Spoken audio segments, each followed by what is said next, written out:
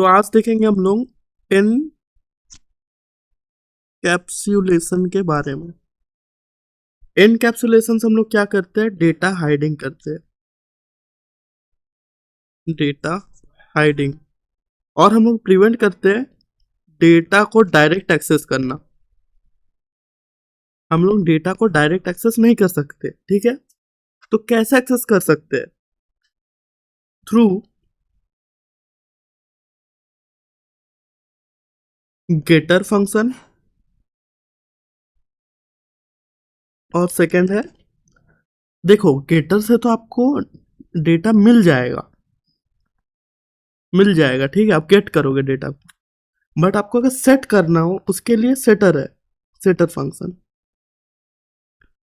मतलब आप अगर यहाँ पे कुछ सेट करना चाहते हो, लेट इट बी, यहाँ पे आपका इंट ए है जिसमें कोई वैल्यू नहीं है, और आपने एक फंक्शन को कॉल किया सेटर 5 करके, तो क्या होगा? ए का जगह 5 आपका सेट हो जाएगा, ठीक है? अब देखते हैं एनकैप्सुलेशन है क्या। आप एक क्लास डिफाइन करोगे, क्लास एनकैप लिख देते हैं, ठीक है? एनकैप है क्लास का नाम। उसके अंदर आप लोग एक प्राइवेट वेरिएबल वाला बनाओगे। प्राइवेट वेरिएबल आपको पता होगा कि क्लास के अंदर ही एप्लीकेबल रहता है, उसके बाहर नहीं आप एक्सेस कर पाओगे प्राइवेट को, ठीक है? ये दिमाग में रखना कि जो प्राइवेट वेरिएबल होता है वो ओनली एक्सेसिबल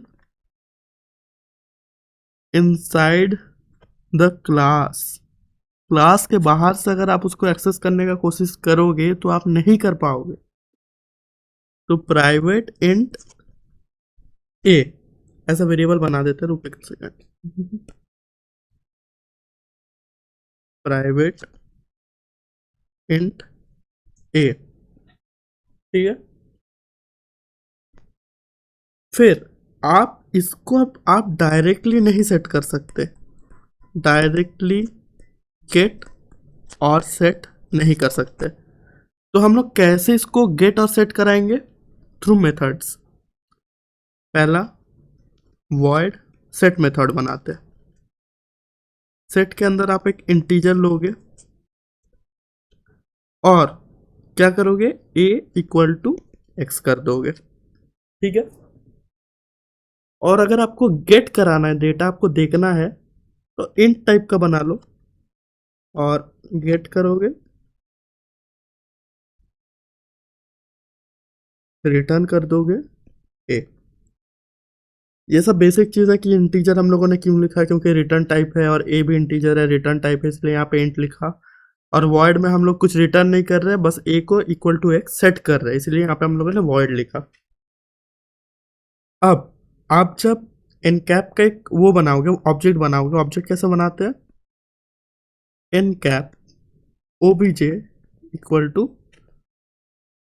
न्यू एनकैप, ऐसे ऑब्जेक्ट बनाते हैं ना भाई। तो ओबीजे डॉट आप जब सेट करोगे, ओबीजे डॉट सेट के अंदर आप जब 5 डालोगे तो ये 5 ए में जाके सेट हो जाएगा, ठीक है? तो आप बोलोगे ठीक है भाई, सेट तो हो गया है, पर हमें देखना भी है ना वैल्यू कि सेट हुआ है कि नहीं। तो आप क्या करोगे? आप O B J dot get करोगे। गेट के अंदर देखो कुछ पास नहीं कर रहे हम लोग, क्योंकि गेट बस ए का वैल्यू को रिटर्न कर रहा है। O B J dot get को आप प्रिंट करा दोगे और आपका जो वैल्यू आएगा वो आएगा 5। तो यही है एनकैप्सुलेशन कि यहाँ पे आप डेटा जो है उसको डायरेक्टली एक्सेस नहीं कर रहे हो, आप एक्सेस कर रहे हो through getter and setter function. Getter and setter function क्या है? गेटर में आप बस एक्सेस करते हो डेटा को, जो कि ओनली रीड ओनली होता है, और सेटर में आप बस सेट करते हो डेटा को, जो कि राइट ओनली होता है, ठीक है? ठीक है, फिर हम लोग यहाँ पे वो एग्जाम्पल का कोड कर लेते हैं, देख लो कैसे होता है। पहले हम लोग एक क्लास बनाएंगे एनकैप नाम से, ठीक है? उसके अंदर हम लोग लेंगे प्राइवेट इंट ए, ठीक? फिर हम लोग एक ऑब्जेक्ट बना के ट्राई करते हैं ए को एक्सेस करने का किसी और क्लास में। Encap object equal to new Encap, ठीक है, ऑब्जेक्ट बन गया। अब ओबीजे डॉट ए, हम लोग अगर ऐसा कर रहे हैं, देखो ए यहाँ पे वो दिखा रहा है, एरर दिखा रहा है, A has private access in Encap class. तो ए बस इस एनकैप क्लास के अंदर ही इसका एक्सेस है, तो हमें इसको बाहर भी एक्सेस देना है। तो हम लोग कैसे एक्सेस देंगे? Through getter and setter. पहले हम लोग बनाते हैं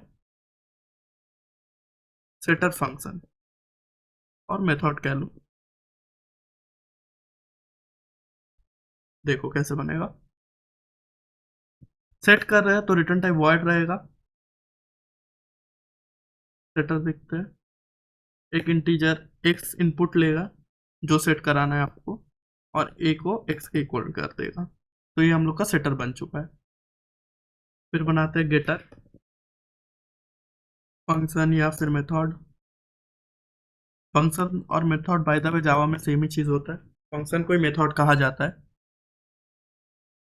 और इसमें हम लोग को इंटीजर रिटर्न करना है, क्योंकि ए का टाइप जो है वो इंटीजर है। तो इंट गेटर लिख देते हैं, कोई आर्ग्यूमेंट नहीं लेगा, जस्ट ये रिटर्न करेगा, रिटर्न ए। अब देखो ओबीजे डॉट सेटर में जाओ, 10 सेट कर दो और प्रिंट करा दो ओबीजे डॉट गेटर को, वैल्यू आना चाहिए 10।